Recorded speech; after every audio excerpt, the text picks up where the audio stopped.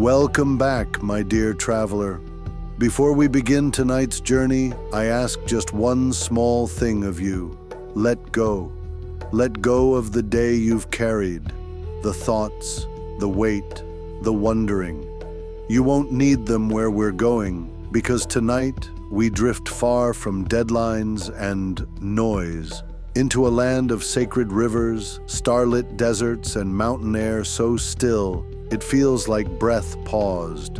Tonight, we travel through India, but not the India of headlines or hurried footsteps. No, this is the India of timeless mornings on temple steps, of jasmine-scented nights where the Ganges glows with floating lamps, of palaces whispered into sandstone and silent Himalayan villages perched above the clouds.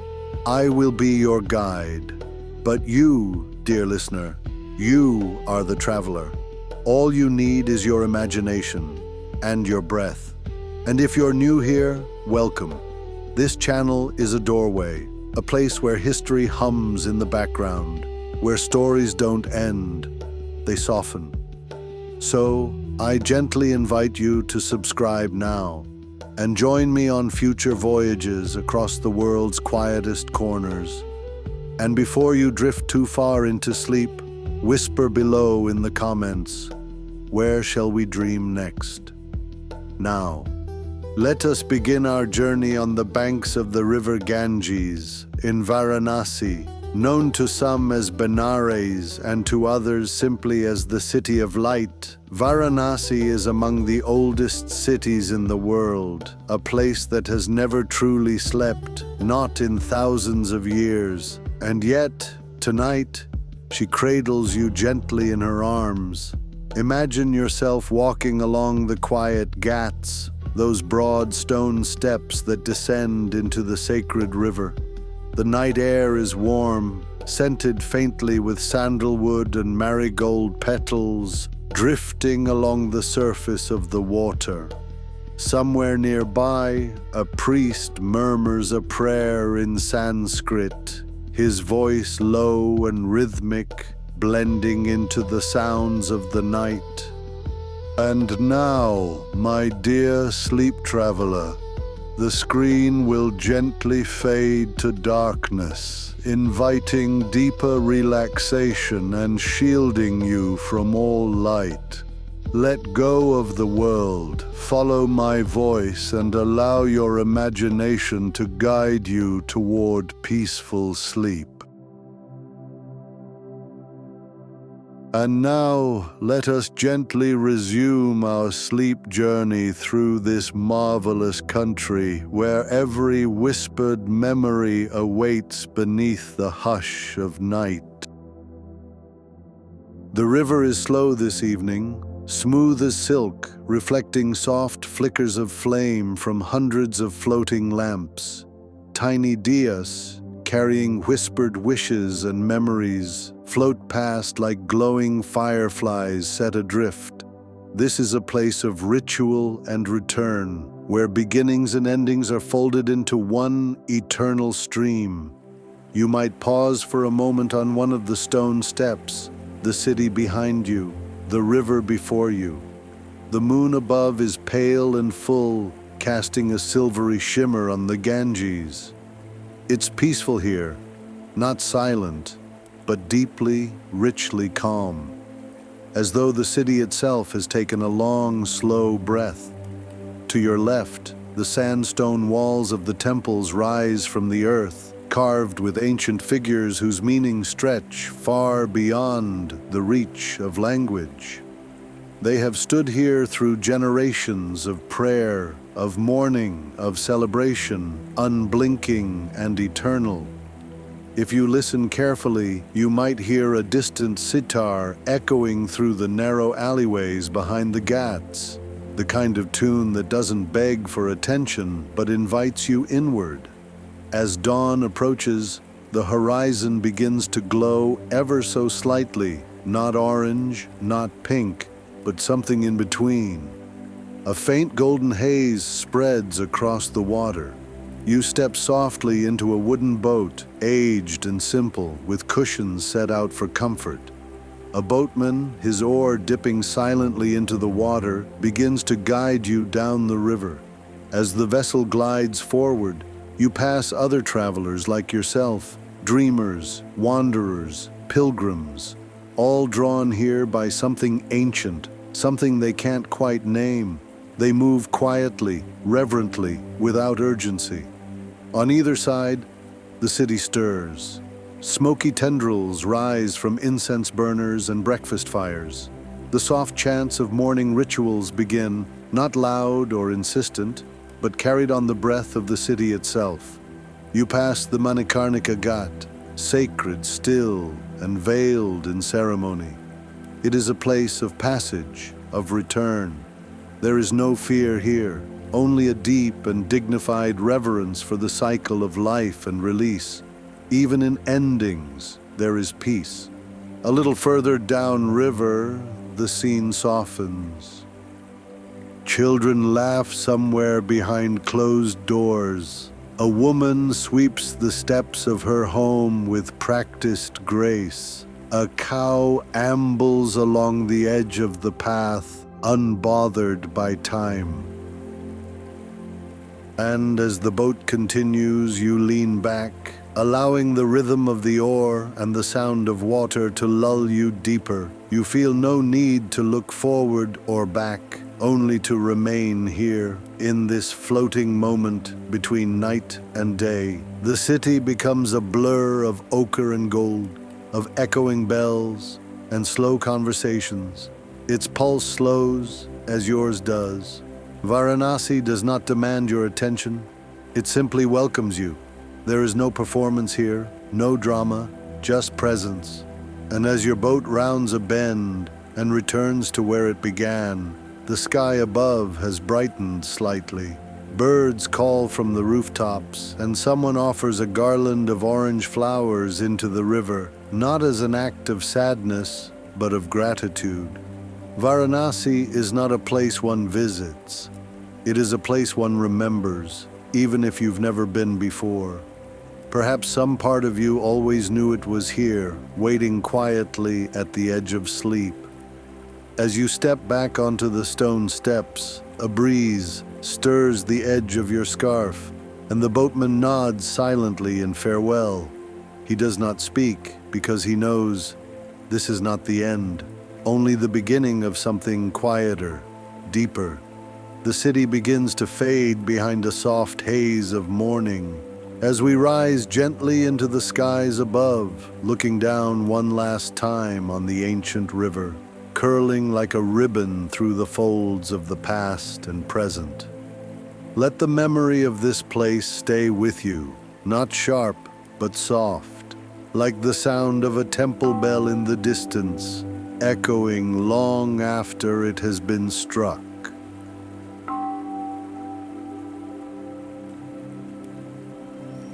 From the gentle banks of the Ganges, we now drift westward to a land painted in gold, rust, and rose, the desert jewel of India, Rajasthan. Here, the earth feels ancient beneath your feet. Time dries and curls at the edges like parchment left beneath a sunlit sky. And yet, even here, where sand stretches far and wide, beauty blooms in the most unexpected corners. Let us arrive not by plane or train, but as a traveler of old, gently gliding over dunes on the back of a camel, its rhythm slow and sure, as if it too understands that here, nothing is rushed. Ahead of us, the horizon wavers in heat, yet it holds secrets. Cities that rise like mirages, forts carved into hillsides, their sandstone facades glowing amber beneath the sun, and palaces. Oh, the palaces, once homes to kings and queens, now hushed museums of splendor and whispers. First, we come to Jaisalmer, the Golden City. From a distance, it seems like a vision rising straight out of the desert. Jaisalmer Fort stands tall, not cold and severe like so many others, but warm, golden, its stone walls glowing as though lit from within. Within the fort's winding alleys, life carries on much as it has for centuries. Tiny shops selling carved wooden boxes, musicians tuning sitars, the scent of cardamom tea rising from brass kettles. It is a living citadel, not frozen in time, but flowing gently with it. You might imagine wandering its lanes, running your fingers along walls worn smooth by the passage of generations. At the edge of the fort, you pause. Below you, the Thar Desert stretches wide, not empty, but alive.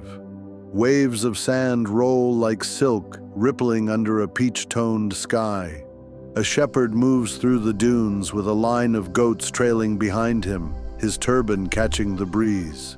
As the day dips toward a twilight, we journey on to Jodhpur, the blue city. If Jaisalmer is golden, then Jodhpur is a dream in sapphire. Its houses are painted in every shade of blue you can imagine, a color once believed to ward off heat and insects, and perhaps even sorrow.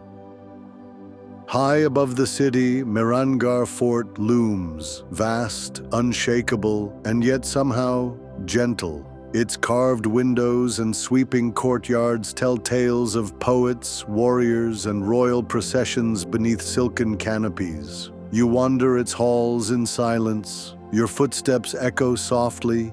Each room opens into another like the folds of a story. And from the ramparts, you gaze down on the sea of blue below, rooftops clustered like mosaic tiles under the fading light. Somewhere below, in a quiet courtyard, a child giggles as a peacock struts proudly across the stone. The air is warm, fragrant with bougainvillea and the memory of incense. You rest here for a while, letting the desert wind carry your thoughts away, until the city lights begin to glow softly, like stars scattered across the earth.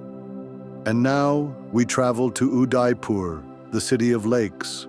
Here, the desert gives way to water, and the stillness becomes something else entirely. The city rises along the shores of Lake Pishola, its palaces mirrored perfectly in the calm waters. You arrive by boat.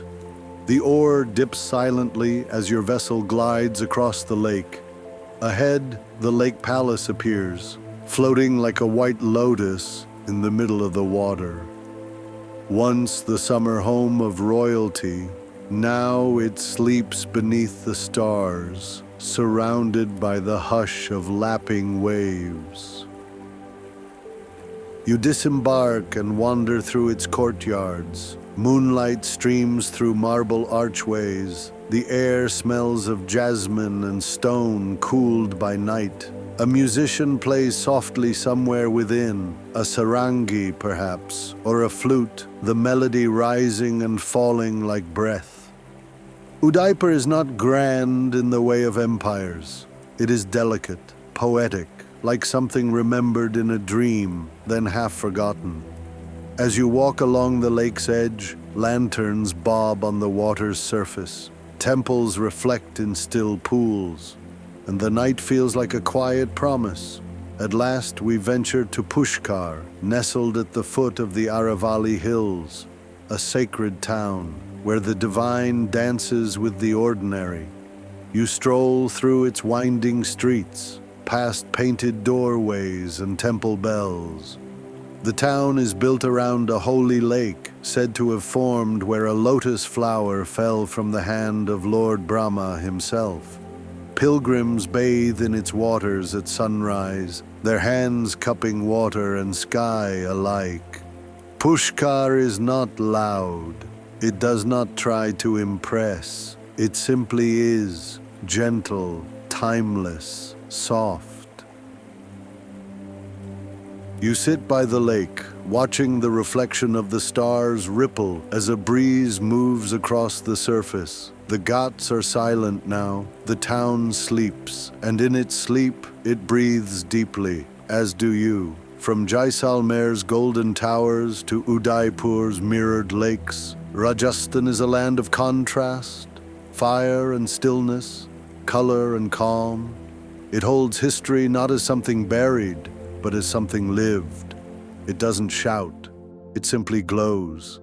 And now, as we rise above the desert once more, looking down on this tapestry of sand and stone, of blue rooftops and domes of white, you feel a lightness in your chest, the kind that comes only when one has wandered far and found peace.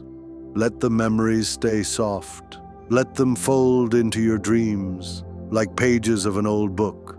And trust that in this vast and varied land, you are always welcome. And now we arrive in India's heart, Delhi. Not merely a city, but a layered tapestry of past and present, of empires and incense, of quiet gardens tucked behind ancient walls, and the low hum of a city that never entirely sleeps. As we enter, the first light of morning warms the horizon. The city stretches awake slowly, like a cat in the sun. We begin in Old Delhi, where the centuries breathe more deeply. Narrow alleys twist like stories, lined with Haveli mansions and time-worn stone. Here stands the Red Fort, its sandstone walls steeped in memory. You step through its arched gates and find yourself inside a silent palace, its courtyards hushed, its carvings elegant but weathered. This was once the heart of a Mughal empire. Now it watches time pass with quiet dignity. Outside, the Jama Masjid rises, its domes soft in the early light. You remove your shoes, stepping onto cool marble. The vast courtyard is empty, peaceful. Birds circle high above as a soft breeze moves the fabric of prayer flags. Wander deeper, and you come upon Chandni Chowk, once a moonlit boulevard, now a vibrant maze. But tonight, it rests. The shops are shuttered, the spice air lingers. Saffron, cardamom, chili, the echoes of flavor remain, even in sleep. From the old, we shift into the new. Through broad avenues, we pass India Gate, a war memorial wrapped in silence. Its flame flickers gently beneath an open sky. You pause, just long enough to honor the hush that surrounds it. Beyond, the roads widen, trees line the walkways, and Rashtrapati Bhavan, the presidential residence, stands with regal calm. Here, Delhi breathes differently. You find yourself in Lodi Gardens just before dawn. The ruins of medieval tombs rest among banyan trees and flowering paths. A heron lifts from the surface of a pond. Joggers have not yet arrived, and in this still moment, time feels soft around the edges. Further south, we visit Humayun's tomb, a precursor to the Taj Mahal, wrapped in rose-colored stone and white marble trim. It is quiet here, the domes catching first light. The gardens are symmetrical, the walkways straight, the scent of earth and dew rising in the air. And then, Qutub Minar, rising skyward like a prayer frozen in stone. Its red sandstone fluted in fine detail, stories spiraling upward toward the stars. Delhi is not just a place, it is a bridge. Between empires and neighborhoods, between kings and chai sellers. It sings in many languages and dreams in many voices. As we leave, the city shrinks beneath us, a vast quilt of rooftops, mosques, monuments, and memories. And now we float westward, toward the sea, toward a city lit from within. We arrive now in Mumbai, India's gateway to the west, and a city built on dreams, stitched together with salt air and cinema light. Let us arrive by the sea just as traders, travelers, and poets once did. The gateway of India rises before you, grand and elegant, a stone arch facing the Arabian Sea. It watches the tides always. Tonight the waves are gentle, brushing the shore with rhythmic calm. Behind it stands the Taj Mahal Palace Hotel, its dome aglow in golden light. You imagine stepping through its doors into quiet halls of velvet and echo, where chandeliers sway like underwater flowers. Mumbai hums, not loudly now, but with the deep quiet of a sleeping giant. We wander south through Colaba, its colonial buildings softened by time. You stroll past shuttered cafes and antique bookstores, their signs faded but charming. The air is thick with sea breeze, carrying the scent of brine, rosewater, and diesel, oddly poetic in their mingling. As the streets rise northward, we pass Marine Drive, the Queen's Necklace. By day, it sparkles, but at night, it glows like a string of pearls laid gently upon the sea. You sit here for a moment on a stone ledge, the water stretching wide before you. Waves lap below. Somewhere nearby, a tea vendor closes his cart, the last cup of the night poured. The city behind you quiets. Next, we enter Malabar Hill, where hanging gardens rest above the city. The plants, manicured into gentle curves, are still and fragrant. A family of sleeping parrots rests in the branches. Below, the city flickers, but you remain in this quiet perch, far from the noise. Then onward to Dhobi Ghat, where laundry lines crisscross the open air. Though empty now, one can still sense the rhythm, cloth flapping in the breeze, the slap of wet fabric, the gentle labor of hands moving in harmony. We pass through Chor Bazaar, the thieves' market. Tonight it is locked and silent, but the treasures remain. Trinkets and gramophones, rusted lamps and forgotten watches.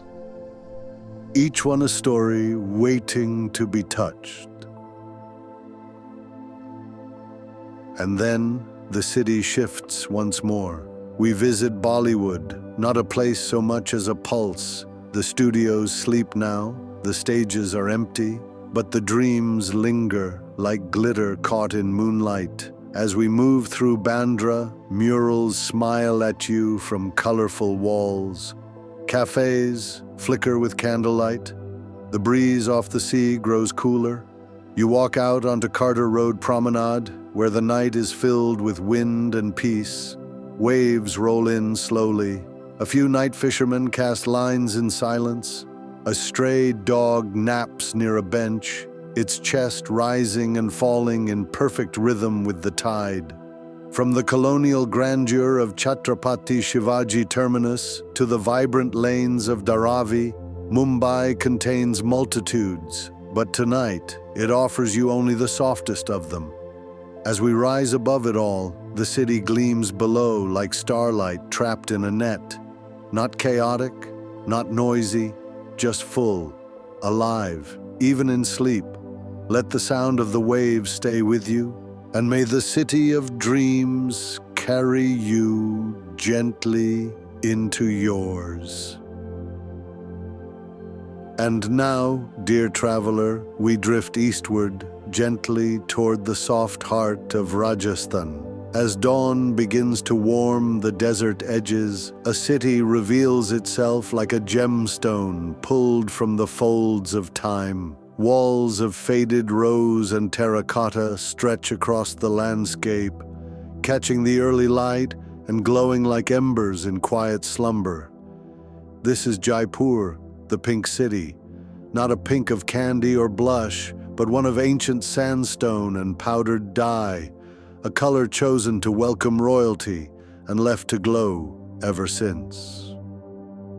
We arrive just before the world stirs, when shopkeepers are still tucked beneath their blankets, when courtyards are swept in silence, and when the great palaces breathe without a sound. You begin your walk through the old city, entering beneath the rose-hued arches of the Ajmeri Gate. Even in stillness, there's grandeur here.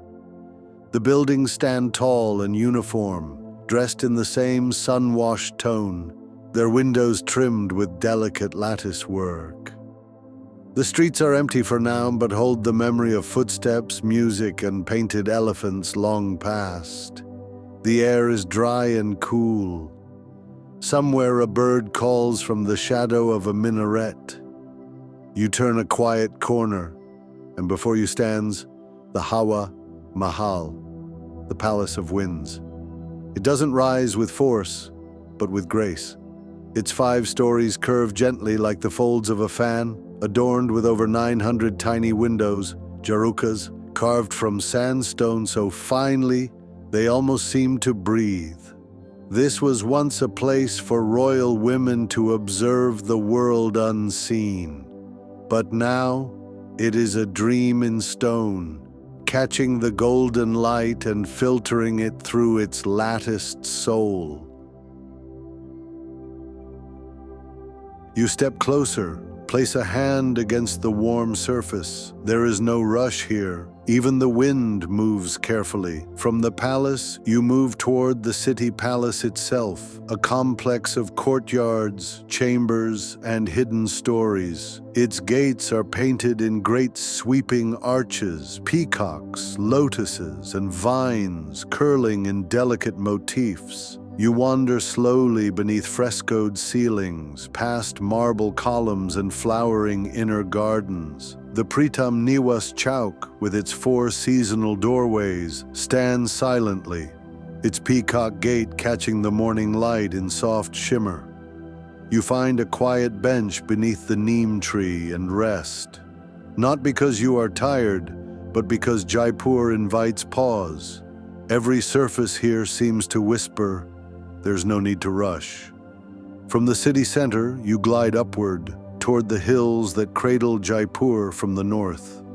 Here stands Amber Fort, or Amer as it's locally known, poised on a ridge like a dream carved from sandstone and mirror. You ride gently uphill, perhaps by elephant in memory, or more simply by quiet ascent.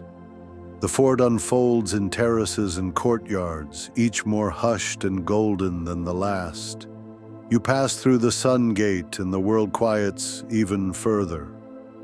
The Sheesh Mahal awaits, the hall of mirrors. Even in dim light, its mosaic of glass and reflections sparkles faintly. A single candle, they say, was once enough to light the entire room. Now it holds the glow of memory, a place of whispers, of celebrations long past, and of starlight held in walls. Looking out from the high ramparts, you see the Maota Lake below, flat and still, like a silver mirror. Gardens float upon its surface, symmetrical and still, as if dreaming themselves. Back in the city, you follow the curve of the road toward Jal Mahal, the water palace. It appears almost magically sitting at the center of Mansagar Lake, half submerged, as though floating between 2 worlds. You stand by the shore. The palace's lower levels are hidden beneath the waterline, but its domes and balconies rise into view, glowing with delicate beauty. In the hush of this moment, a group of flamingos crosses the lake in slow, elegant formation. The water ripples in gentle rings, and the reflection dances briefly before returning to stillness. You sit a while. The breeze lifts the edge of your scarf.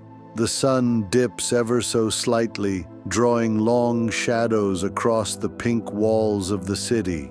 And so you walk, past shuttered stalls and artisan workshops where block printers rest their hands, past lassie vendors with brass cups stacked neatly beside them, past temples where the faint clang of a bell marks a private prayer. Jaipur does not shout, it welcomes. Its beauty is not in spectacle, but in rhythm, the repeated motif of arched windows, the orderly petals of a Rangoli drawing, the slow swirl of a sari in the evening wind.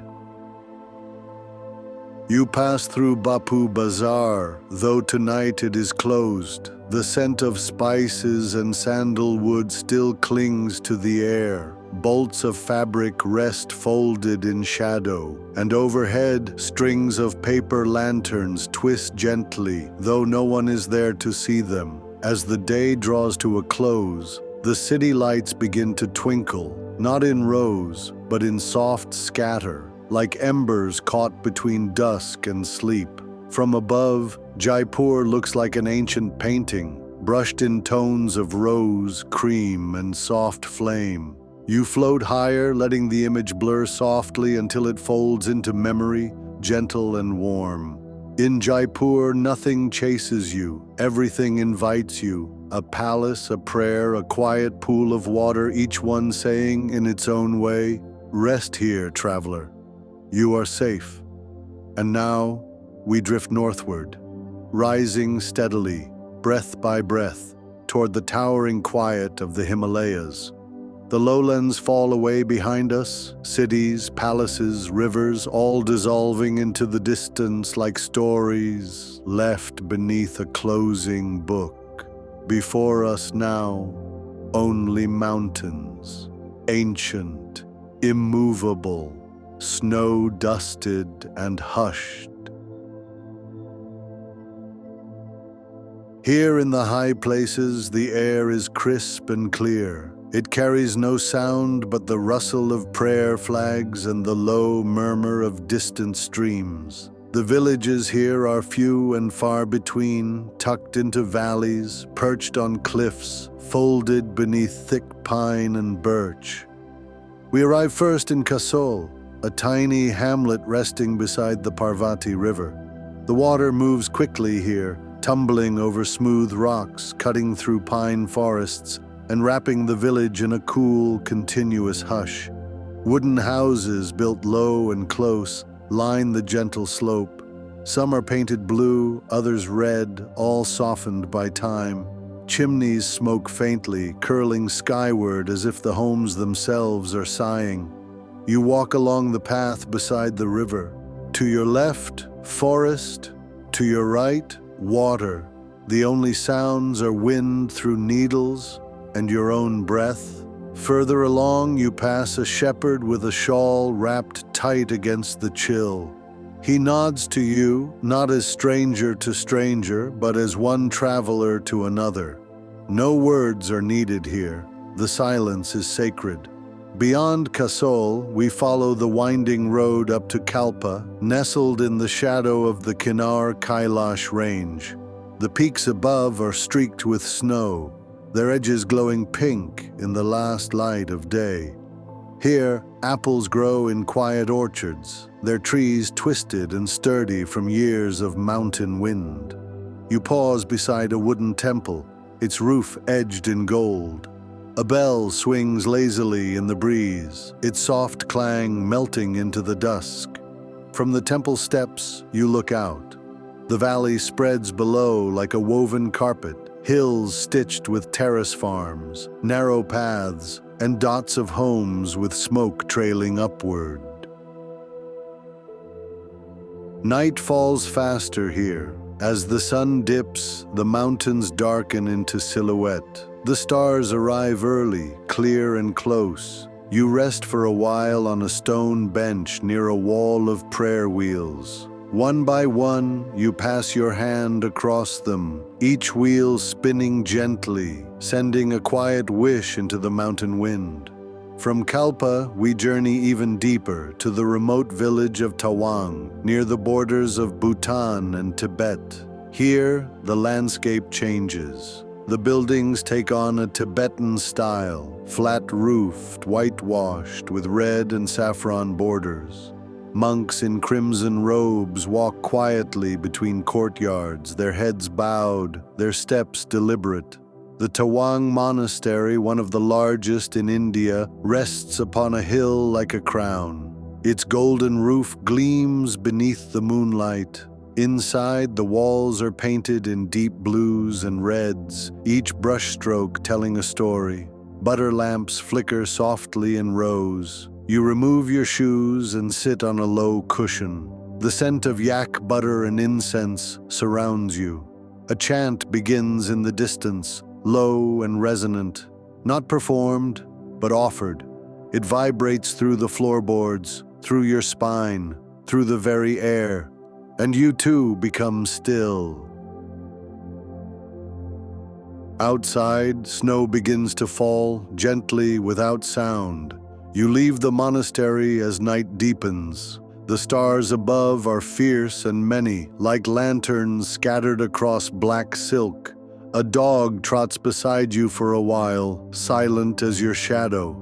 And now, our journey takes one final ascent to the village of Spiti, perched on the edge of the world.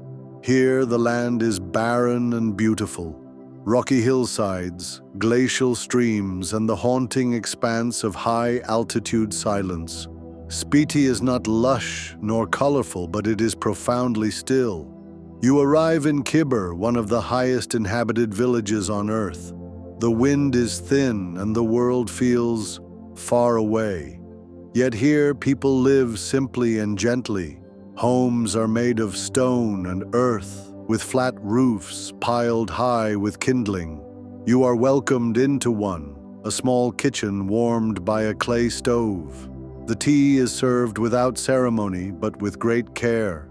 You sip it slowly. It tastes of mountain milk and dried herbs. You feel it warm you from the chest outward. A window nearby reveals the valley below, so vast it seems painted in place. The host places a woolen blanket across your lap, says nothing, and returns to their own quiet corner. You sit together in peace. This is what the mountains teach, perhaps, not how to speak, but how to listen. As the fire dies down, you step outside once more. The snow has stopped. The stars above are almost blinding now. And as you look out across the Himalayas, jagged, endless, wise, a deep calm settles over you. You have wandered through rivers and deserts, palaces and cities, and now you have reached the sky. There is no higher place to go, only deeper. Let this village remain with you. Let it settle somewhere inside you, quiet and vast, like the space between snowfall and breath. And now, dear traveler, we prepare to return, but not quite yet. Let us rest here, just a little longer. And so, my dear traveler, our journey comes to a close.